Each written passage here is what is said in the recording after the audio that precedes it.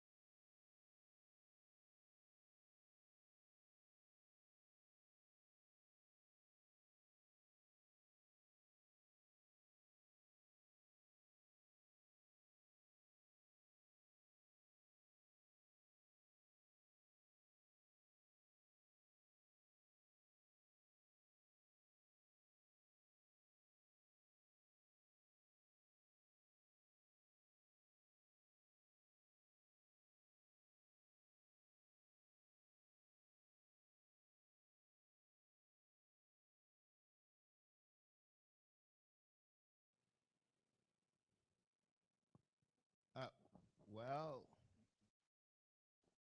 welcome and welcome to tonight's program, Finding My Career Path, part of the Family Life series. It's been a journey. We've done amazing things, and for these couple of weeks, we're going to talk about work, career, job, business. And so call your friends, share the link, let somebody know we're talking about career. Today I have a wonderful set of panelists. You see Mommy by my side. She will be my first panelist. Today she's in a hot seat. We will also have Mr. Edward Banza. And on the other side. And then we will also have Reverend Mrs. Sandra Nelson. There's a lot in store, and so you can make some notes. When you find your purpose in life, when you find the path, it brings happiness. And so this is an important uh, session we are going to do, finding my career path. Psalm 139 verse 13. It says, "For you formed my inward parts. You formed my inward parts. You covered me in my mother's womb. I will praise you, for I am fearfully and wonderfully made. Marvelous are your works, and that my soul knows very well. My frame was not hidden from you when I was made in secret and skillfully wrought in the lowest part of the earth." God knows us. God formed us. And this is the key thing. He formed us for specific tasks on this earth. And so before you were formed, he had placed within you what will make your path easier. God didn't want us to struggle in life. He wanted us into the agenda and his plan. Jeremiah had gone to God complaining.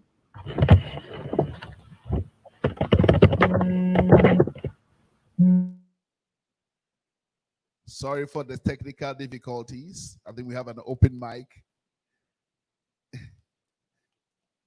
He says in Jeremiah chapter 1, the word of the Lord came to me saying, "Before I formed you in the womb, I knew you. Before you were born, I set you apart. I appointed you as a prophet to the nations. Alas, sovereign Lord, I said, that's Jeremiah, I do not know how to speak. I'm too young. After God has given all that information, he's still saying, I don't know how to speak. God had made him an orator. There are hidden gifts and talents in your life, great things that God has placed in your life. And today we're just going to go and search for it. First and foremost, I would like to bring on Reverend Mrs. Sandra Nelson. Welcome, Osofo Nelson. Hello, everybody. Be here. Hello, Mama Sandra. Wow. Good to have you. Well, It's good to see you guys. right. I would like you to introduce yourself to us. Who are you? Who is Reverend Mrs. Sandra Nelson? Well, simply put, I'm the mother of Israel and two others, married to Reverend Wilson. But I would say, from a professional standpoint, I've been privileged to work in a sales capacity for about the past 26 years. So I feel it a privilege that I started my career selling without really knowing where it was all going. But now, looking at this from this standpoint, seeing the hand of God in it, I was selling corporate America, but realizing that God was preparing me to sell in his kingdom. So it was all to hone in certain skills that he had put in me. And as you just read from Jeremiah, where, from Psalms, that he had framed me and put certain gifts and talents in me in order to do what I'm doing today. So who am I is unfolding. But from a business standpoint, I've been in sales for, like I said, about 26 years. And realizing that my personality and who God has made me has shaped me to do what I'm doing. Awesome. Do you have some kids as well? Sorry? Do you have kids, children? Yes, I have three children. Israel, the youngest that you guys just saw. We have Samuel, who's the oldest. He'll be 14 soon. And then Karen, who's 12. My word. Any more to come? No. That No, was please. an emphatic no. Wasn't that strong? Anyway, now you being the human resource professional, I want to ask you some few questions. The key thing is that today we are talking about career. Yes. Um, the the root word for career is a French word carrier, road or a race course. Mm. I looked up on it at Webster's dictionary. It Mhm. says a profession for which one trains and which is undertaken as a permanent calling. Right. It also defines it as a field for or pursuit of uh, consecutive progressive Mm. achievement, especially in public, professional, or business life. Yes. Now, well said. That means it is already made for you, something made out for you, a course made. So, how do I know my career path? Interestingly enough, we are privileged as children of God to be able to find ourselves in the Word and find what God says about us. And when we begin this journey with Him, we can venture into a place of finding who and what He has made us. Like you just read, before we were formed in our mother's womb, He knew us and He had ordained a path for us. So in this life, because we live in this world, we also have to find what that career path will be and what we're going to do in it. There are people that are blessed enough where they know from an early childhood what they want to do, and they grow with it. Most of us, we say, "Oh, I want to be a doctor. I want to be a lawyer," because somehow we're ingrained to think and to say those things.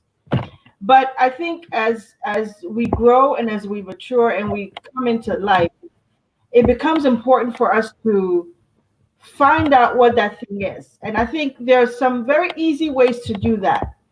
Okay. You know, because of who you are, your makeup, who your personality, how you talk, you know, how loud you are, how quiet you are, all of those things are indicators to me of who you are and who your professional path, where your professional path should go.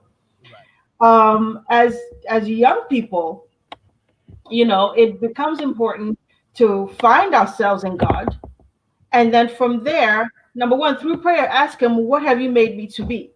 Okay. So as we pray. Okay. Yes.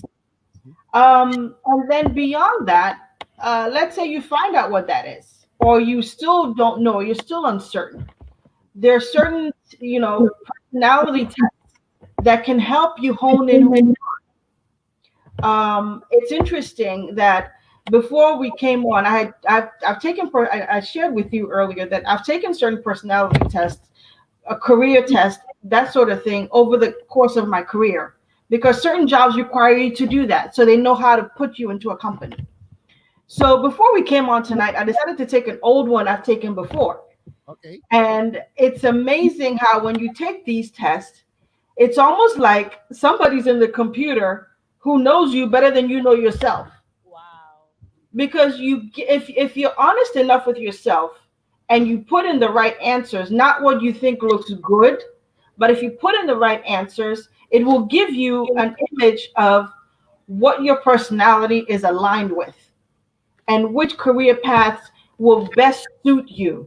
Not saying that that's what you need to do, but at least it's a guide to help you, especially if you're not sure where to go. So you can take that, you can take what God has said about you in His Word to you personally, and then you can take training courses, school, whatever, and merge those three and use that to then say, okay, this is where I want to pursue, this is what I want to do. And honestly, if you're able to do that from an early onset, we can avoid years and decades, because there are people who you know, in their late 30s and 40s and 50s, who decide to do you know, career change, who change paths.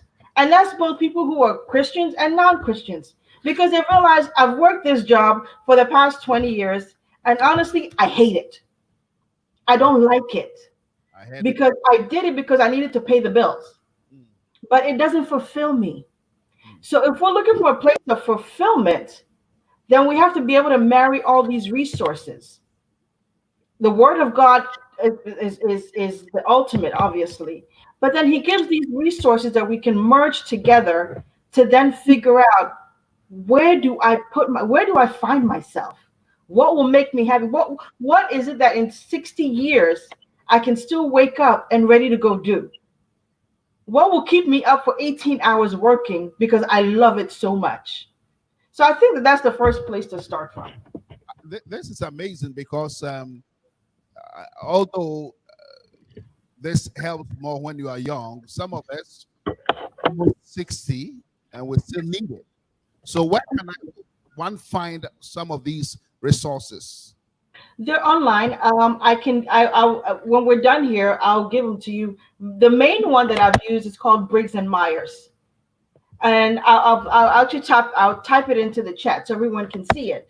But it's a great personality test, and it gives you really, you know, and if I can say this way, a lot of times in the church setting, we've looked at these resources in not such a positive light.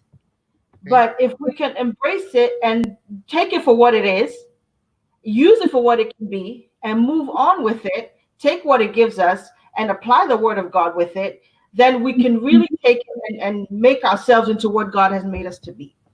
It will complement what we are. Mm, mm. Breaks and Myers. Briggs and Myers. Let me type it up for everyone. That's amazing. Now, listen, if you've not taken one of these personality tests before, try it. Try it because it will surprise you. Yes. It's going to bring form who you are, what God has made you, and it's going to make you, you'll be excited. Yeah. I've taken that test before. I took Mhm. it. I think, which school did I take it? I think when you were at, is it Tyndale? Tyndale. I think it was Mhm. Mhm. Tyndale leadership class. Yeah. So we took the test, and when we are finished doing it, because maybe I was being so truthful, so that they will say that I'm not a pastor, so that I'll go for when when I finished, my career path was two: a, Mm. a pastor or a social worker. Wow. And so I said I'll take it home to my wife to do it. So I brought it to her to do it as well. Mm. And when she finished, she said, "You are an account." Wow. And I'm like, this doesn't, It's more than a prophet. and I got to, That's right. I That's think, right. just around 50 years, Yeah. before 50 years. Yeah, Okay. maybe 45. 40 something before I got to know Wow. that this is actually me. Although I was in the path, I'm just blessed to know who I am. Confirmation. Mhm. But it was a confirmation. It was such Yes. a blessing. So maybe Yes. a young guy is listening, or somebody who is Exactly. my age is listening and asking, how would I be able to know my career path? And Right. this resource will be such a helpful tool. Get on it and do it. I think some of them are not free, but there are some other free resources there. But spending money for your career path, I It's think worth it's it. worth it. It's worth it. It's well worth it. Yeah. It's worth it. Yeah. So that is exactly what I will advise you. Okay. So now, after I found my career path, what should I do, Sandra? Well, from there, then you, at that point, then how do you need to prepare for it? Okay. Is it, I mean, now we don't have trade schools, we don't have, these types of places, but is it going to college? Because you know what? I haven't done all of that. I sit back and say, you know what, college isn't for everyone, Okay. because it may not really fit into what you need to prepare yourself for whatever that career path is. It may be a start, it may be the only thing you need, but it's really to find out where is the best place to train yourself now for that path. Is it maybe going to understudy someone, finding someone to say, hey, those are the days of internships, Mm, finding someone that you know and say, hey, can I just come and shadow you? I just want to see what you do. You don't have to pay me, I just want to watch you. mm, Mm-hmm. Because just by being in that environment, you pick up a lot of things. Recently I was talking, my daughter's 12, and recently we've been talking about careers and different things, and she said she wants to go into psychology. I said, oh, okay, great. My alma mater is great for that. It's like number 3 in the country for psychology. So she said, oh, okay, that's fine. But she said, what about Yale? I said, well, okay, mommy needs to get a new job. So, but I said, well, if your grades will put you into Yale, we'll find the money. Don't worry about it. But it's really putting her in a place. I told her, I said, my old school is in New Jersey. We'll drive there one day. I just want you to be on campus, just to feel what it's like, just to be in the environment, just to see people go to class. mm, Find somebody who will let you sit in the class. mm. I have a friend whose daughter is doing a double PhD and a master's program here in DC in psychology. I said, I'll see if she'll let you go to class with her. Mm. Things like that. Or if you're not sure what path you want to take, maybe you're a little bit older, you don't want to so much get into a university setting or a college setting quite, you don't want to register quite yet because it's a big commitment. Audit some classes. Okay. And auditing a class just means you get in touch with the school. There's no taking any standardized testing. You're not paying for room, board, and all of those things. You're just paying for the class to Okay. sit in it and to see that semester how you do in class. There's no grading for it that will end up being anything. But at least that Just pause a minute there. How do I do that? How? It's you very can, interesting. Most people would like to do that. How do I do yeah, that? you just get in touch with the school of your choice and say, hey, how do I audit a class? It's called auditing. Madam, Yeah. accounting. That's your word. But you audit a class. So you're basically just sitting in. You're Okay. not getting graded.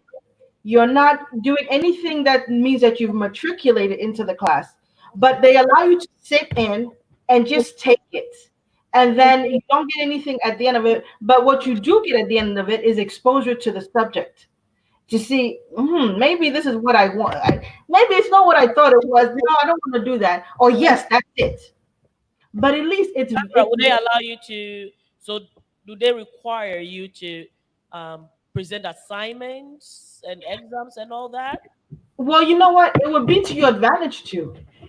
I audited some classes before I did my after I did my first degree. I audited the master's program because I wanted to see if that's what I wanted to do, and they do require that. But you would want to because that is your own way of testing yourself to see, Right. okay, is it going to work for me? Can I even handle the workload? Will I want to? Because there are times when people will get into a program and say, oh, this isn't what I signed up for. I don't want it now.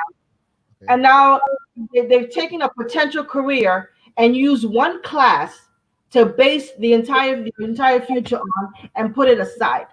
Meanwhile, if you only, how many math classes did you hate? But you had to sit through it Yeah. True. because your ultimate goal was an accounting, a That is degree. the big picture. You have to see the big picture and realize, you know what, I need to do this. I need, Amazing. Wow.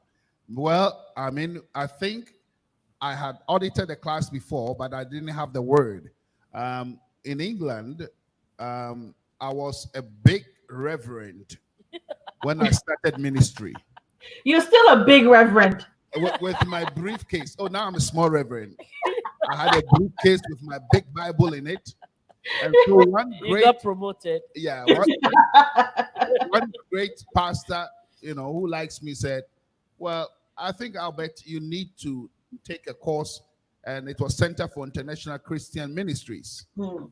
And I'm like, oh, I mean, we used to look down upon these seminaries and Right. colleges. We call them cemeteries. Cemeteries, yeah. Yeah, we did. Yeah. And so, well, he convinced me. So I audited one of those classes. Yes. And after the class, all my reverend vanished. I realized that I love this. Thank but I God. need to study. I need to get into it. I need to understand what I'm doing. So it's a good experience. I'm glad you mentioned it. Yeah. Okay, so let's say, for instance, Sandra, I have, I'm working in a path, a career. I'm walking in that path, and I realize this is not for me because I'm not feeling it. I'm tired. I'm frustrated. What should I do? You need to step back because feeling tired and frustrated is a part of life. It doesn't necessarily, it may, but it doesn't necessarily mean that that's not the career path. It's just in the moment, things are happening. It's like anywhere when get into tension, you're ready to run. We're ready to run away and just forget everything. It doesn't mean that that's necessarily a bad career path or that's not for you. It's just you need to stick it out sometimes. So you have to get back into yourself to say, okay, is this what I really want? Or am I just doing this to figure it out? Or what is it? So it's really a matter of knowing why it is you're doing what you're doing. And that it isn't necessarily that this isn't the career path for you. It may just be you need to step away for a couple of months, get a different perspective, and see how much you missed it. Or put yourself in a different environment. Go find someone in that profession and shadow them. Shadowing is great. It's usually part of an interview process that most companies have. When they're really considering you, they'll ask you to come in and shadow someone. And all the shadowing is that you're sitting there, you go into, you come in and the person, there's a worker there, someone who's doing your exact same job, and you're just sitting there watching them, you're spending the day with them.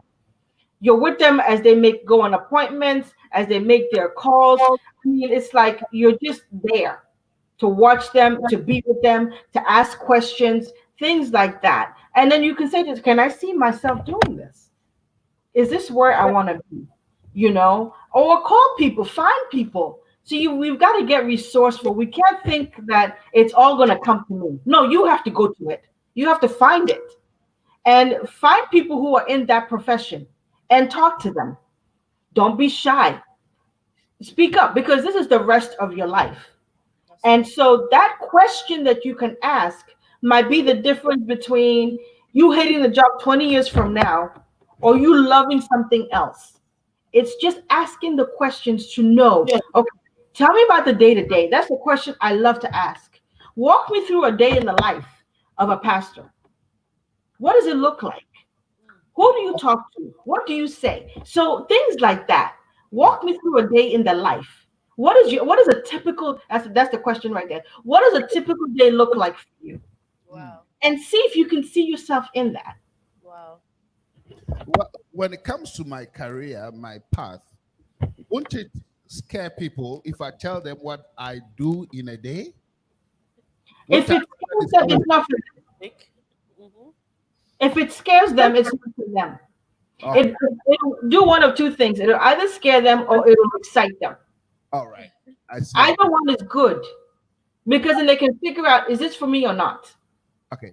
Now, one question I want to ask. Let's say I know my path. I know this is what I'm supposed to do. Right. I'm trying my best in life, but I'm not finding a job. What do I do? You don't give up. It's life. It doesn't come on a silver platter. So let's say that my dream job is to, or my dream career is to be a pastor, for example, right? But for some reason now all the churches in Toronto are closed. Nobody wants to talk to me. Nobody will give me an opportunity. Nobody will let me come and preach. None of it. Okay? Then find something in the meantime. Facilitate your dream by doing something in the meantime as you wait for a door to open. So you're doing two things at the same time. And see, for me, when you do something like that, it purifies your own motive. It lets you know, yes, this is what I want. I really want this thing. I will do anything to get this thing. I really want this thing. I'm willing to get a job to finance this ministry until it comes on, or whatever the path is. Let's say it's a business you want to start. The same thing. Okay, I want to start a business. I don't have the starting capital. What do? I need to go get a job at McDonald's. Well, you know what? I'm going to McDonald's because McDonald's is what will help me to start that business. So every time I look at McDonald's, I see my business. Right. Wow. This is amazing. Talking about business, I have two entrepreneurs here, and you came to Canada, and both of you have started your businesses. Starting from you, my wife, Pastor Susan. Is it easy to start your business in Canada?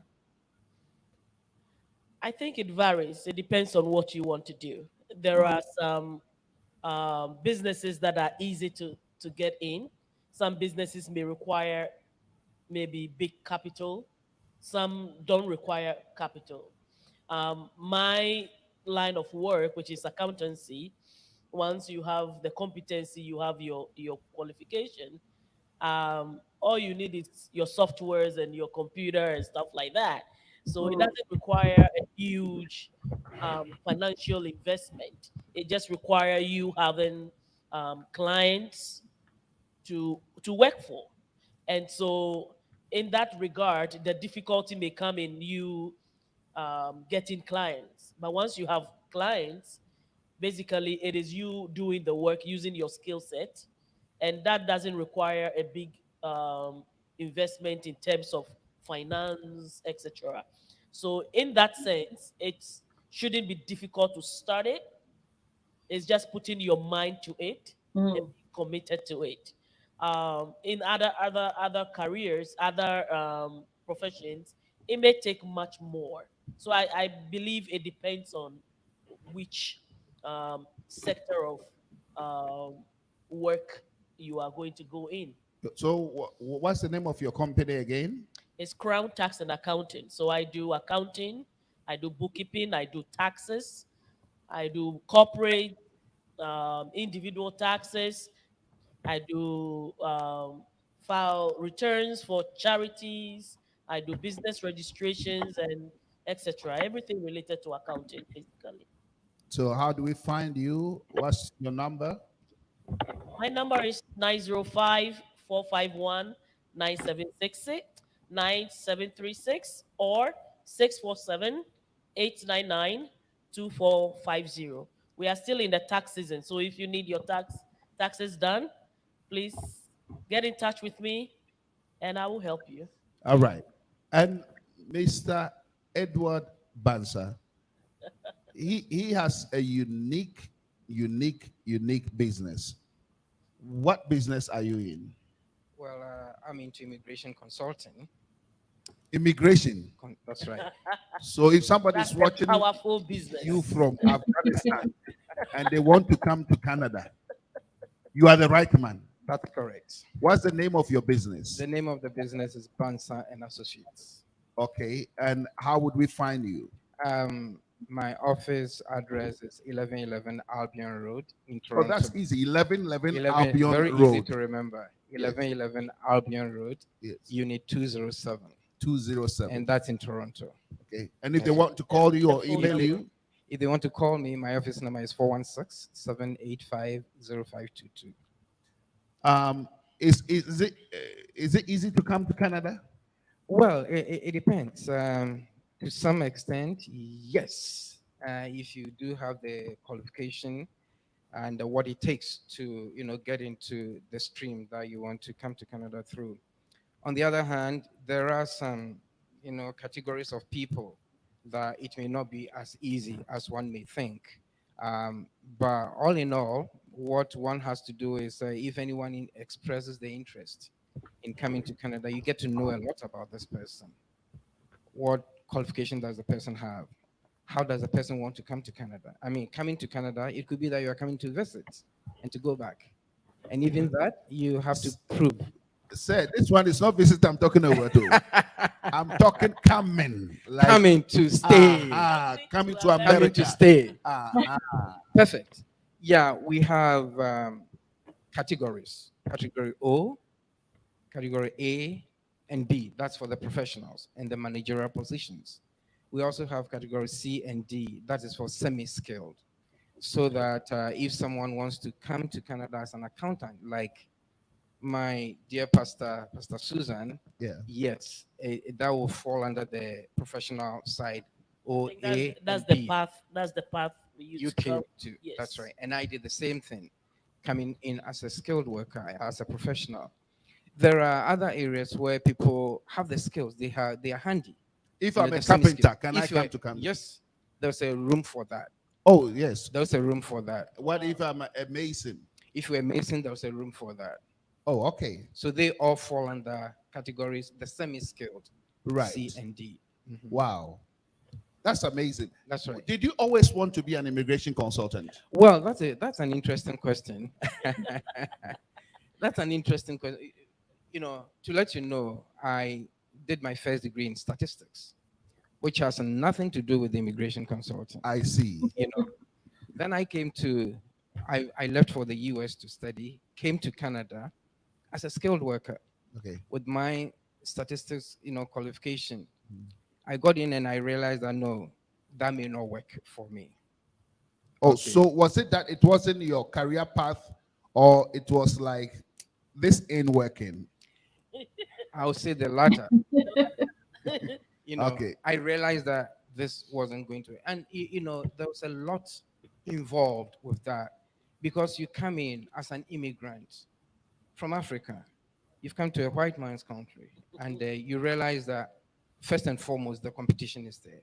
Okay. Secondly, racism is everywhere, Mm. Okay. and there are some areas that that it is will be prominent. difficult for you to break into. Okay. So as Reverend Sandra Nelson. Nelson mentioned, I totally agree with her. It gets to a point where you have to more or less reevaluate yourself. Look, if this is not working, I can fit into something else. And we live in a community where Canada is full of immigrants. I mean, every country is represented in Canada.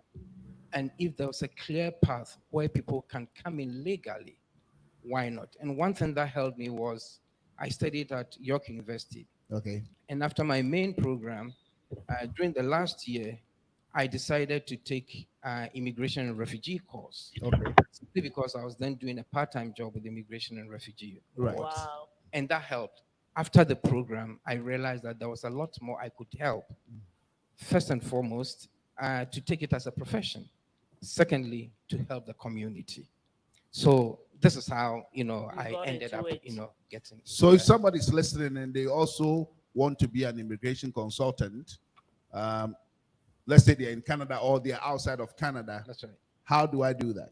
Well, let me talk about those in Canada first.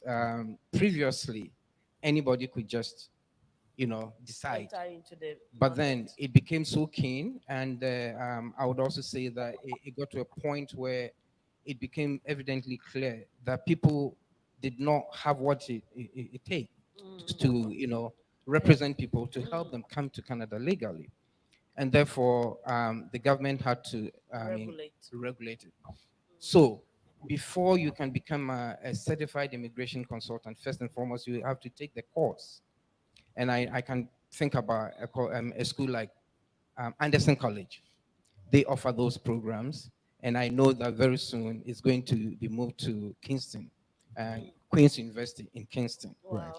So after completing the course, then you have to get into the profession itself, to get into the regulatory body, to be a certified immigration consultant, where you have to write a test, possibly English proficiency tests, and a few other tests that you have to, get into. Then you'll be accepted into, or you'll be given the certification to practice as an Practice. immigration Does it mean consultant. that you are a certified immigration consultant in Canada? Yes, I am. Oh, okay. Well, that will take us to a short break and we'll be back soon. More exciting things to talk about. And so don't go away. Just call a friend and say they're talking about career. You may be interested in this. See you in a few minutes. See you. Thank you.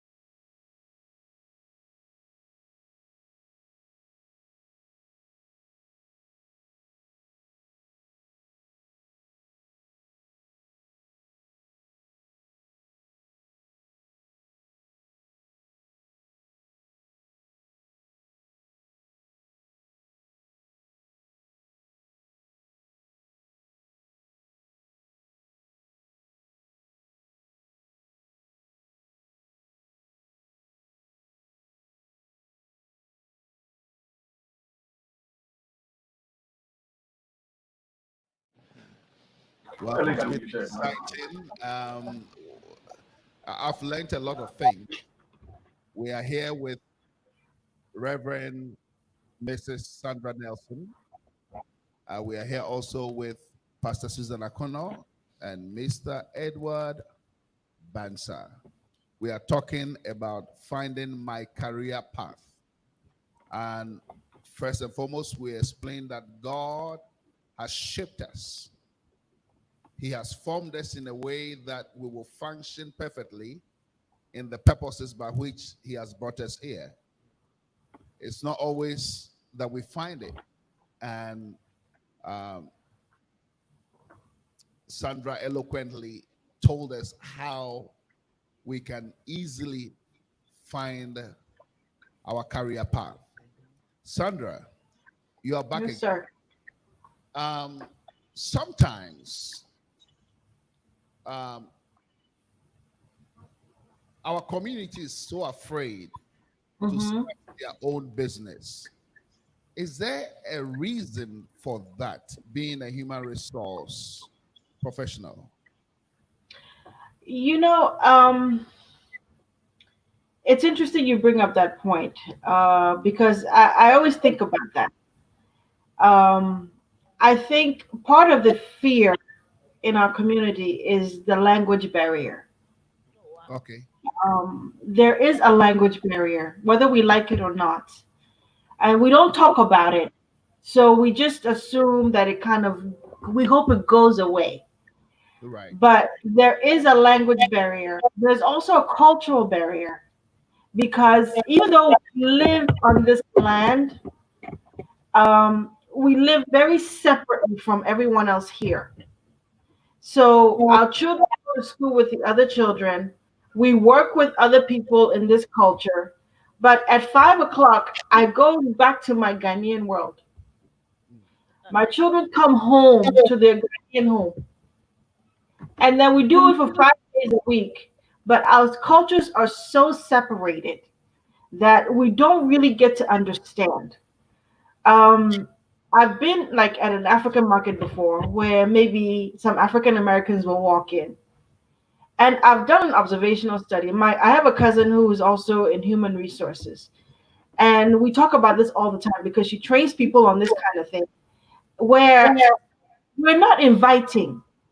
As much as Ghanaians are very open and welcoming, in a business context, we're not very welcoming.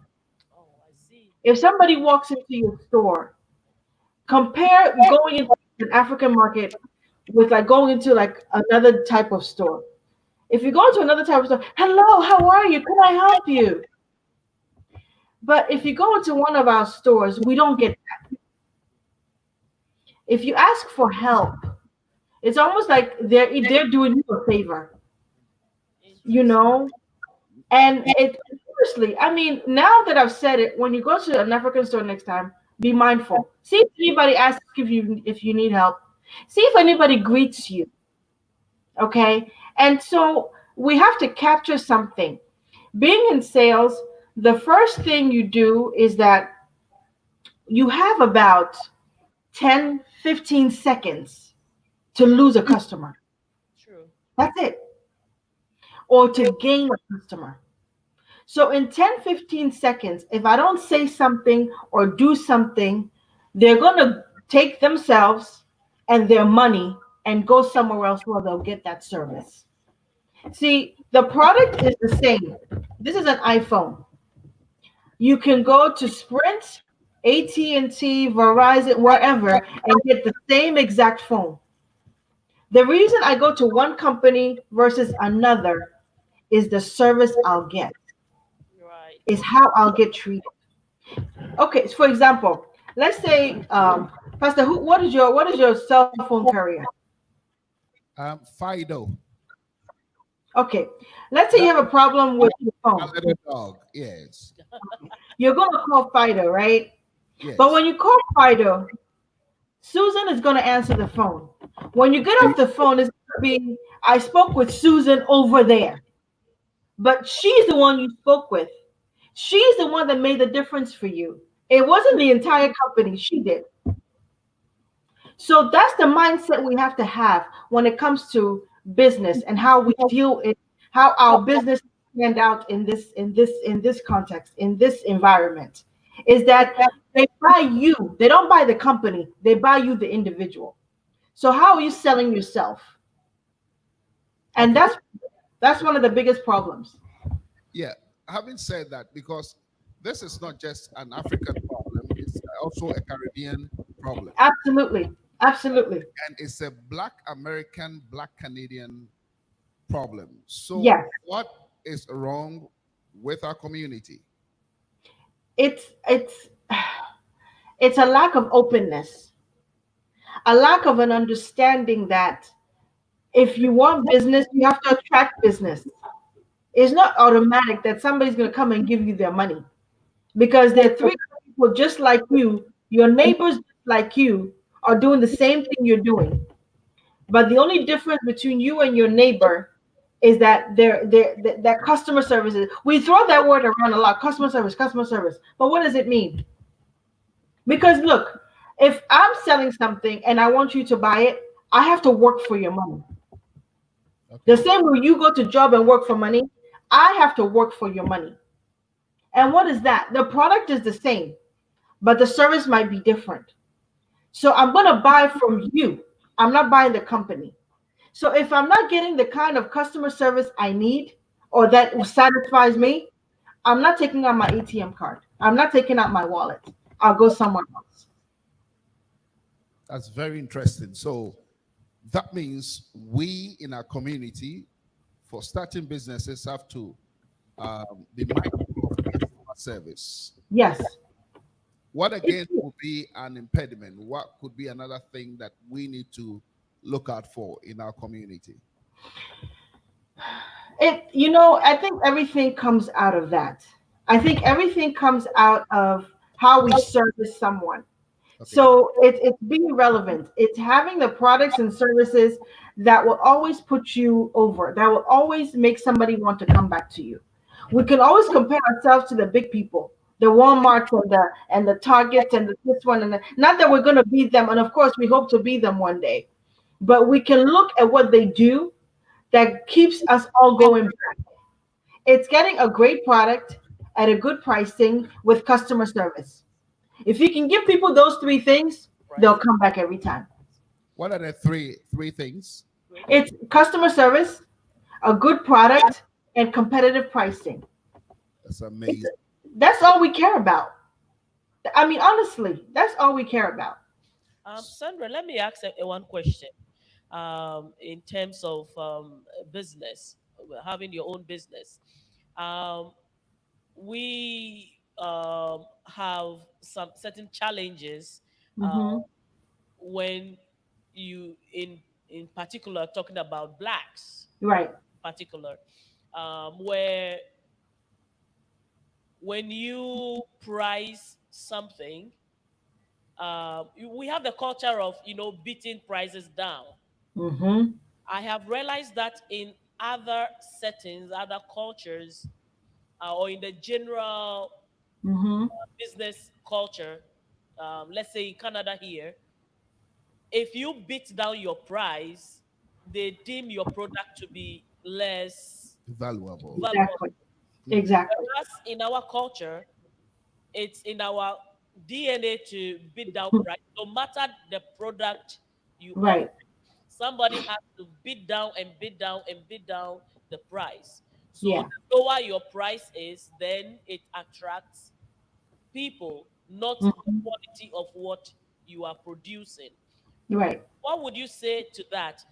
To somebody like me doing business with a lot of people in our community, where the attitude is more of beating price down Hmm. than putting a competitive price there, and people um, taking your product or your service you are offering Right. as that valuable at that price. Right. I'm so glad you said that. I'm so glad you said that. I talk to business people every day in selling. And the last thing I will do every time I talk to a customer and they say to me, what's the price? What's your lowest for me? I say, you know what? This conversation is over. Wow. because if because one thing I always say is you don't sell on price, you sell on value. Wow. Don't sell on Right. price, Sell sell on on value. value. That's it. So, for example, let's say I want an iPhone. I have an iPhone. I have a Nokia. I'm not going. Apple is not going to knock down their price to a Nokia price because they have sold me on the value of this iPhone. True. And you know what? I've accepted that this iPhone is more valuable than the Nokia. And not only that, but I'm going to pay for that. So you sell on value.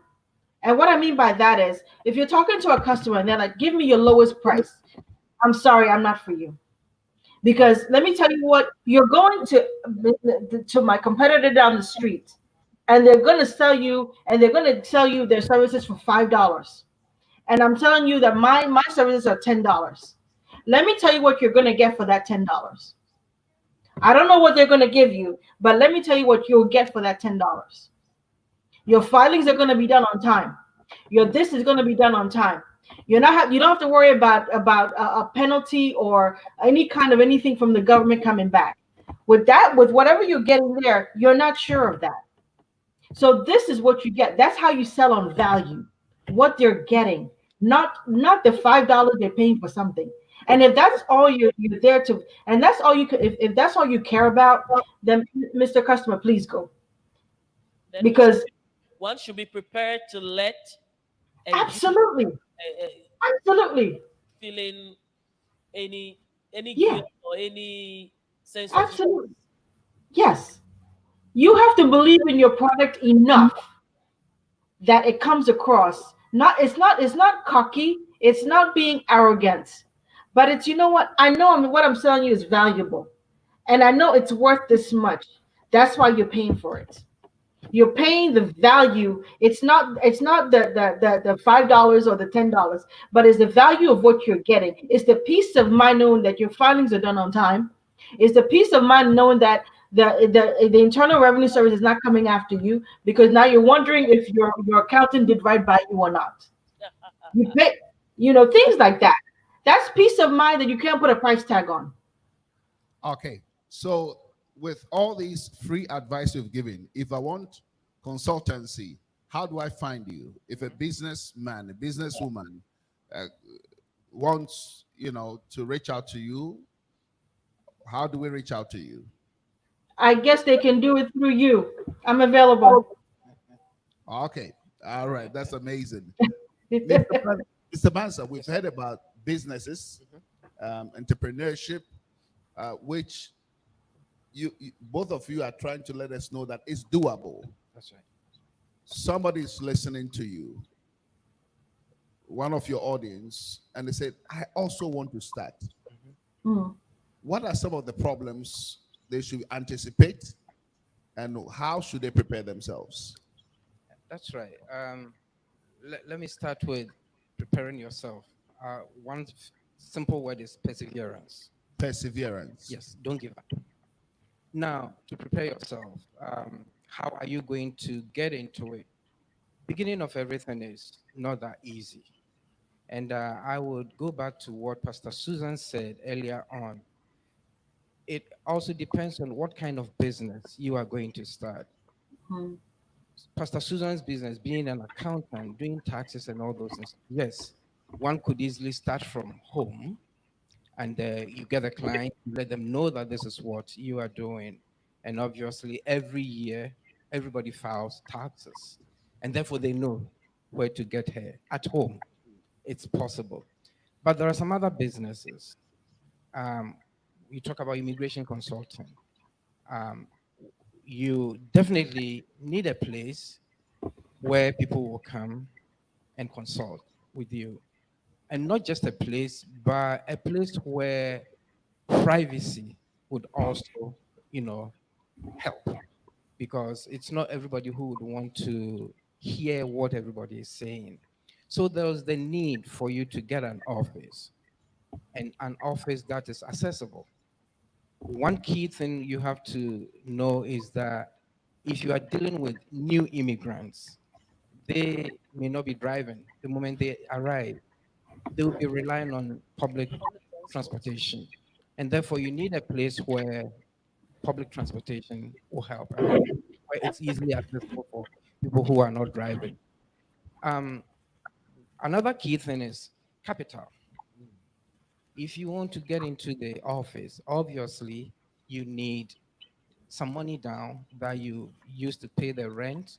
You need computers, you need furniture, and all those things. So um, it involves a little bit, but you have to plan ahead. Most people will end up going to the banks for loans. It's not everybody who would want to do that. And I speak for myself. When I started, with the help of my wife, we did not go anywhere for a loan. Something small, then we'll take it to the office. And gradually, Built up. it built up, you know.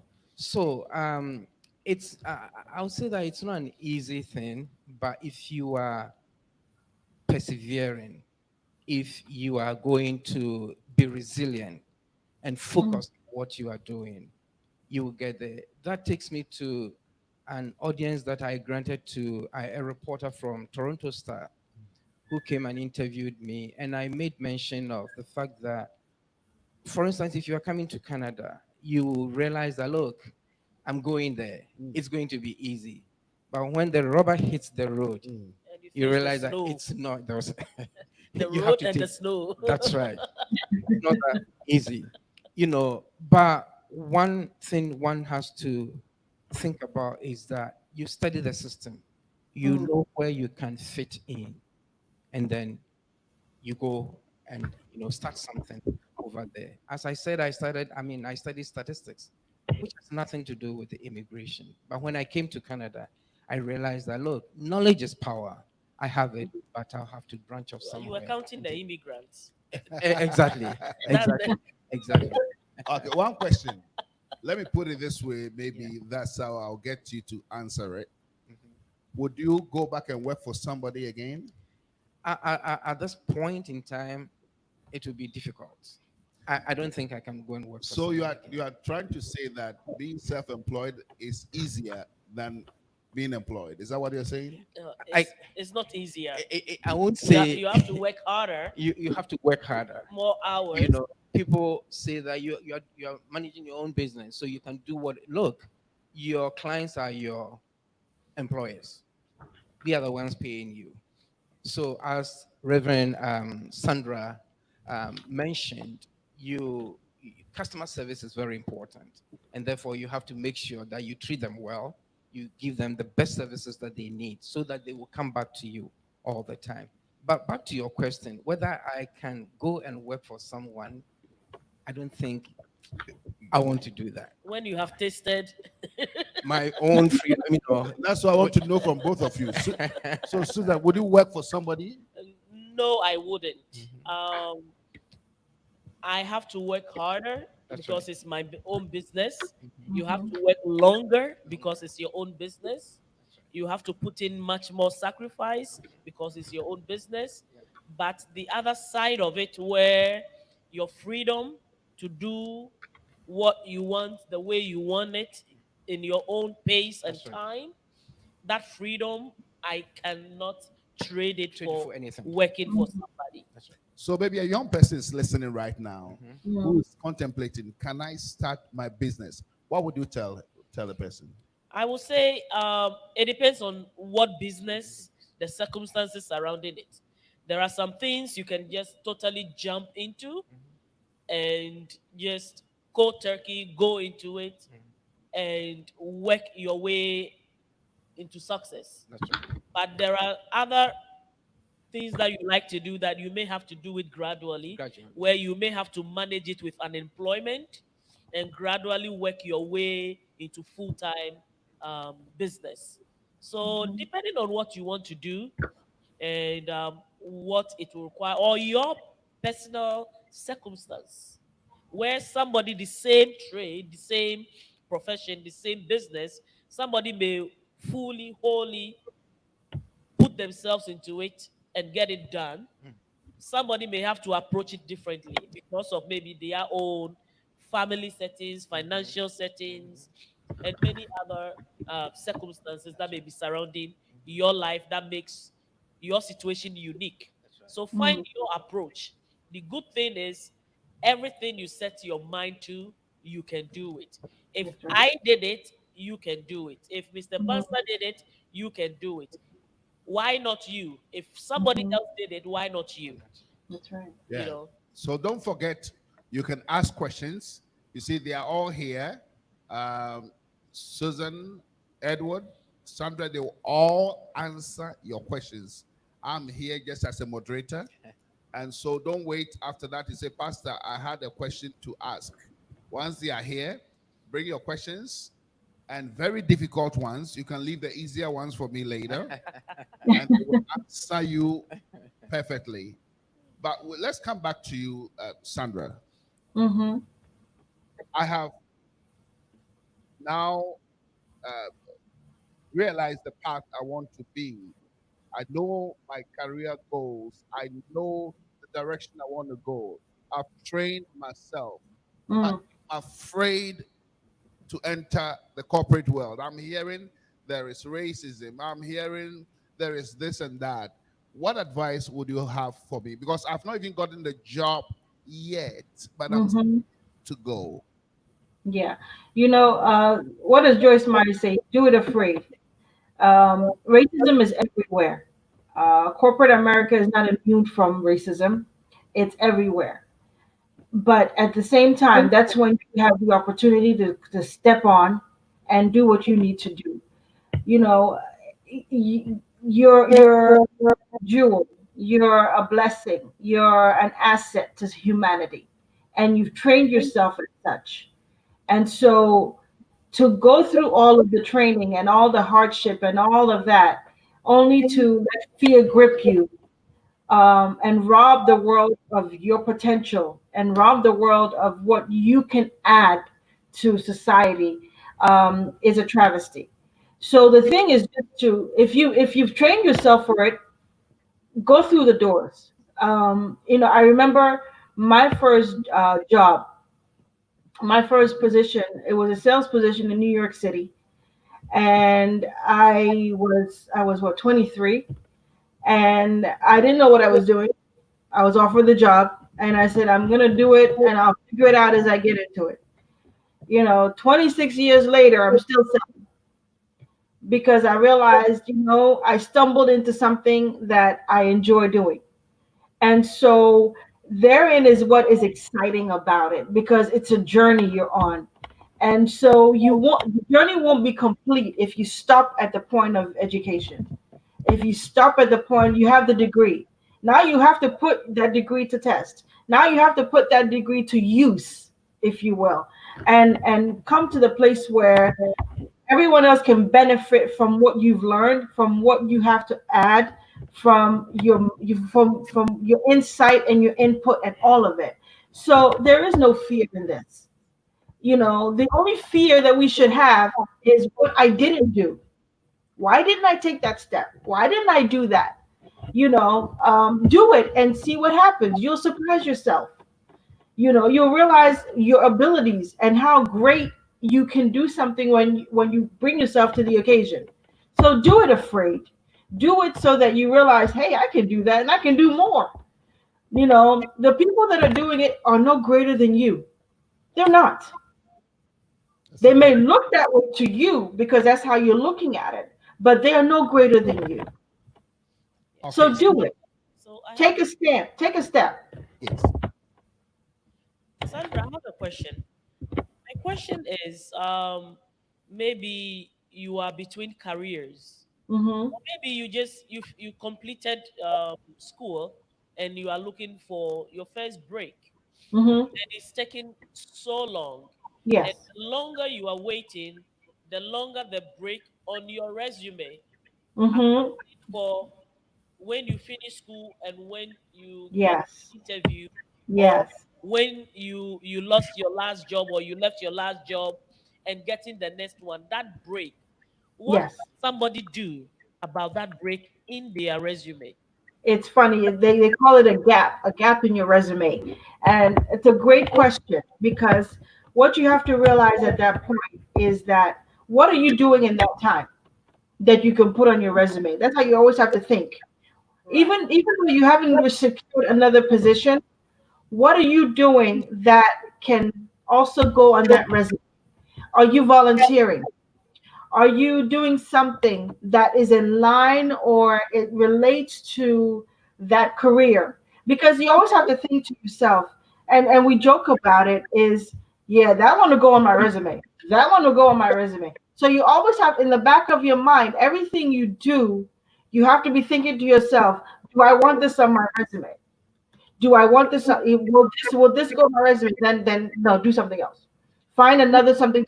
Volunteering is great, because it fills that time. It creates that. And the other thing I want to say, it's related, but it's not, is social media. Is that as young people coming up, I've heard of people who've lost college admission because of things they put on Facebook. The Right. college took them because now the colleges are looking on Facebook to see what people are posting. They've lost job offers because of what they on their personal pages on Facebook, but they've lost those jobs because of what they put on Facebook. The competition out there is high. So you Right. always have to be mindful. The thing is, whatever imprint you put on social media, it's there forever. It's not going anywhere. Even though you delete it from your account, it's somewhere. It's Right. not gone. So young people have to always be mindful of that. We all have to always be mindful of it and know that if I'm gonna, before I hit enter on my computer, I would have thought twice and three times about it before I do that because it's stamped forever. It's not going anywhere. Wow. So those are all things to be mindful of, especially when you're looking for a job. Wow. Amazing. All right. I think time is fast spent. Mm. And I think what we're going to do is that I'm going to give all of you the opportunity to give your last statements. Mm. I'll start from you, Mommy. Last statement. It sounds like right. It's okay. Um, there's an area I wanted to touch when it comes to being self-employed. Um, there are a few things that one needs to consider, whether you want to be self-employed or you want to incorporate your business and all that. And there are few considerations for the choice that you make. Basically, when you start running your business, business expense and income is business expense and income. There is no difference in that, but the requirements and filings and what Mm, you can deduct and what you cannot deduct as business expense depends on the type of registration you do for your business. So that is something that if you are thinking of starting a business, I would like you to think about the type of business, whether you want to run a sole proprietorship, if you are entering the business with another partner, whether you want to run a partnership, whether you want to incorporate your business, and the factors that go with it. If you need more information about that, you can contact me and I can show you the difference. Another thing you have to be mindful of that sometimes people get into trouble with CRA is the differentiation between whether you are an employee or you are self-employed. It's mm, another thing that you have to look into. In some cases, you will think you are self employed, but when push comes to shovel, CRA can rule that you are employed.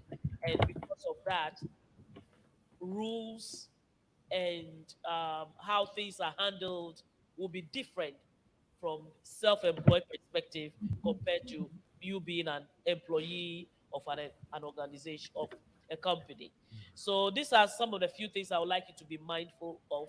And when you are starting something, please ask a lot of questions so that you know the right path to take so that you don't get into any trouble as you are moving along in your business. So you said, where do we find you again? You can call me on 647-899-2450 will be my cell. And then my other number will be 905-451-9736. Mr. Edward Banzer. Yes, sir.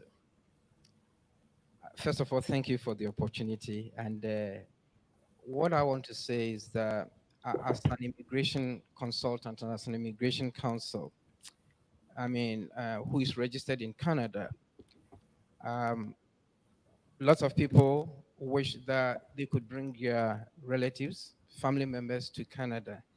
And again, lots of people think that they can do it a different way. But what I want to say is there's a clear path for all kinds of immigrants, all kinds of applications. Your best bet would be to do the right thing, possibly to see a professional, someone who is qualified to do that. With what I do, I come across people who, in one way or the other, have entered Canada illegally, more or less creating problems for themselves. When that happens, your only option, if the one entered with maybe a falsified document, the only thing the person has to do is to possibly to make a refugee claim before you are documented, and then you can move on to whatever application you want to undertake. If you want to sponsor a family member, there's a clear path for you.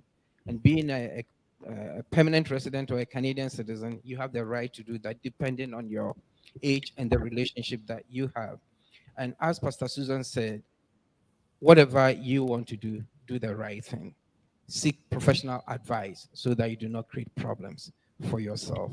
And there are lots of professionals around, those who are from your, jurisdiction, from your community, who are, willing to help and who are available to help. So do the right thing, and it will pay off for you. So where do we find you again? My office is at 1111 Albion Road, Unit 207, and my phone number is 416-785-0522. 416 785 785 0522. 0522. That's right. Sandra, what will be your last word for all of us who are struggling to find our career path and getting into a job or starting a business? I think the main thing is to locate what it is that you're passionate about. Is to really find out.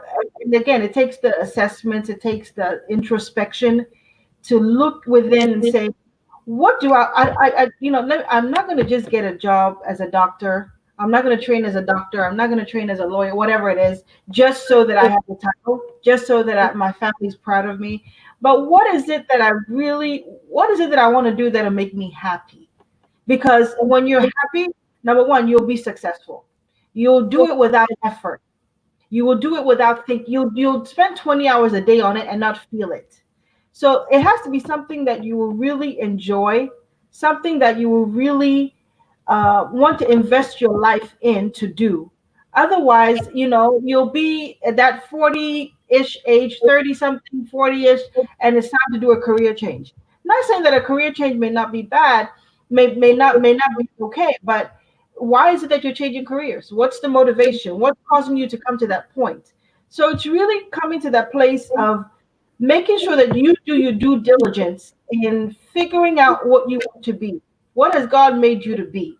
And then what have you invested in to prepare yourself to really find out, is this the path I want to go on? Have you done the visibility testing? Have you done the shadowing that I mentioned? Have you tried to go to somebody's office who's doing what you think you want to do?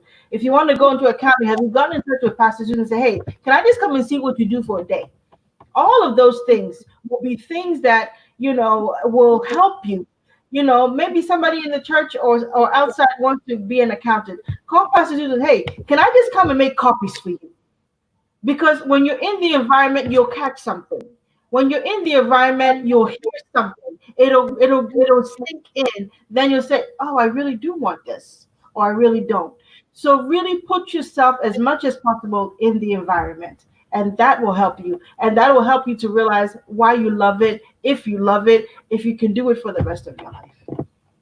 That's amazing.